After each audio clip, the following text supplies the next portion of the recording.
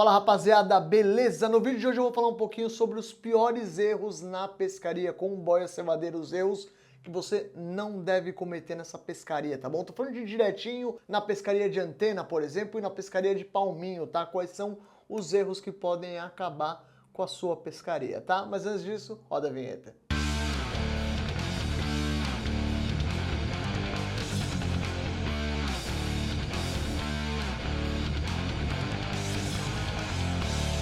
E é isso aí, aproveita, se inscreva aqui no canal, curta os vídeos e aciona o sininho para sempre ter notificações, isso me ajuda a produzir mais conteúdo para você pescador, tá bom? E vamos começar, não vou nem enrolar rapaziada, vamos falar do primeiro ponto que você tem que observar para você não cometer um erro. Escolher o tamanho certo de boia, tá? Essa daqui, por exemplo, é uma boia gigante da Barão, uma cevadeira que eu utilizo demais para pescaria. E essa daqui é uma cevadeira Tamba, tá? Que eu também utilizo bastante. Então vamos lá. A gigante é uma boia de 65 gramas. A Tamba é uma boia de 45 gramas. Qual que é a grande questão aqui? Se você pegar um dia de peixe manhoso, por exemplo, você está pescando num diretinho, vou falar um pouquinho do diretinho. Uma boia mais pesada para dia de peixe manhoso, ele pode acabar sentindo. Tá? Então, nesse dia de peixe mais manhoso, uma boia mais recomendada vai ser a cevadeira Tamba, por exemplo, que ela é 45 gramas, o peixe tem menos chance de sentir. Então você pode usar uma cevadeira maior para cevar, para montar a sua ceva, mas na hora de pescar com a sua isca, você joga uma cevadeira mais leve, como é o caso da Tamba. Tá? Então você escolher o tamanho da sua cevadeira é muito importante, porque se ele tiver manhoso ele vai pegar, vai sentir a boia e vai largar. Então você escolher errado o tamanho da sua cevadeira pode acabar com a sua pescaria e pode diminuir a sua ação, tá? Então tem que prestar atenção nisso, tá? Principalmente em inverno também, é outra situação que uma cevadeira mais leve acaba indo melhor, tá? Outro ponto que as pessoas fazem que é errado é o tamanho do chicote. Rapaziada, tem que observar como o peixe está comendo. Como no diretinho é para baixo, você tem que achar a altura que o peixe está comendo.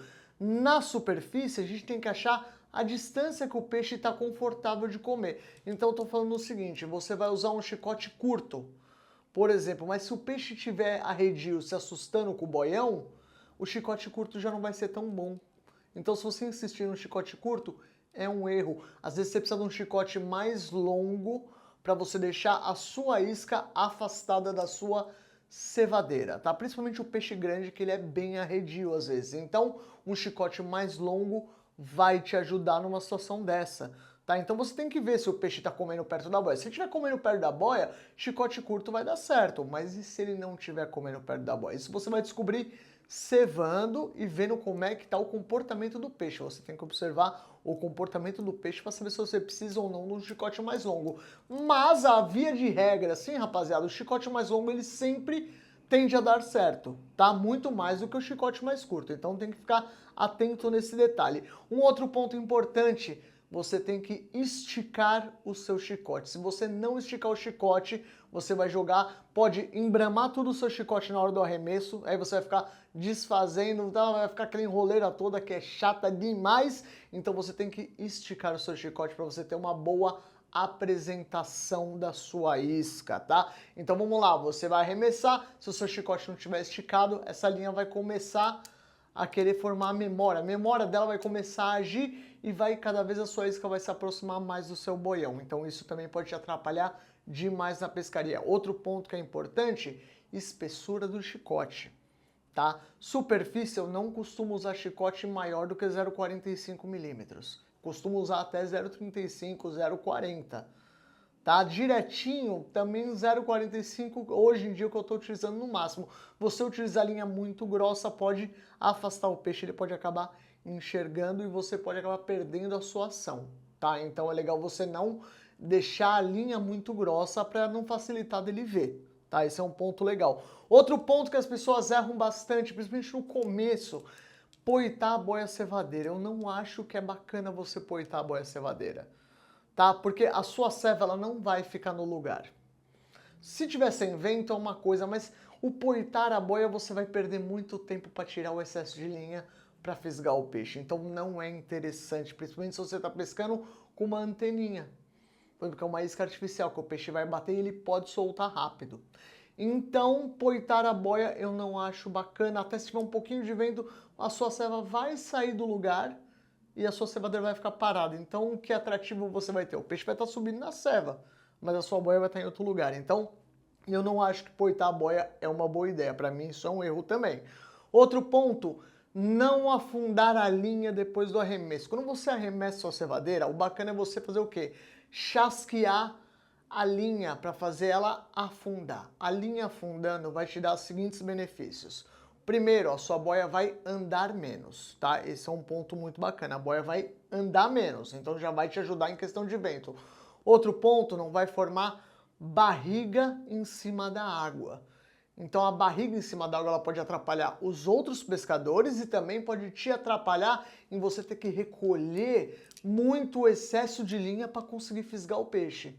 Tá? Então você vai perder tempo na fisgada. Então chasquear a linha para afundar ela é muito importante também para você ter uma pescaria de sucesso. Outro ponto, você vai fisgar o peixe, recolhe o excesso de linha antes de dar a fisgada. Não adianta você fisgar frouxo, você tem que recolher bastante o excesso. Se for no diretinho, até sentir o peixe que você está com isca natural. Se for na antena, você vai ter que recolher até esticar sua linha para você poder fisgar. Isso tem que ser rápido. Então você não pode fisgar frouxo, tá? Se você fisgar frouxo também, a chance de você perder o peixe vai ser enorme. Outro ponto, fisgar forte, não é fisgar fraco. Rapaziada, não tem problema. A força que você está aplicando fora d'água não é a mesma força que vai chegar na boca do peixe. Então, se você fisgar fraco, praticamente não vai chegar força na boca do peixe. E aí você vai acabar não tendo uma fisgada efetiva. Então pode fisgar com vontade, isso não vai arrebentar o peixe, tá? Não, não vai arrebentar, rapaziada. É melhor você fisgar forte e garantir que você tem uma penetração correta do anzol do que você fisgar frouxo e não pegar o peixe ou só o peixe ficar quando for na sorte. A gente não pode contar sempre só com a sorte. Então fisgue forte. E eu acho que o último ponto que acho que é o mais importante nessa pescaria é o seguinte: quando você arremessar sua cevadeira, coloca a ceva. Tá? Nada de ficar chupando a ceva do amiguinho aí, que é feio demais, rapaziada. E outra coisa, quando você arremessa a cevadeira sem ceva, dá pra saber mesmo de longe, tá? Porque ela assovia. Então assim, não é bacana, a menos que você esteja arremessando sem ceva, na sua ceva que você já fez antes, você tá aproveitando que o peixe tá comendo ali.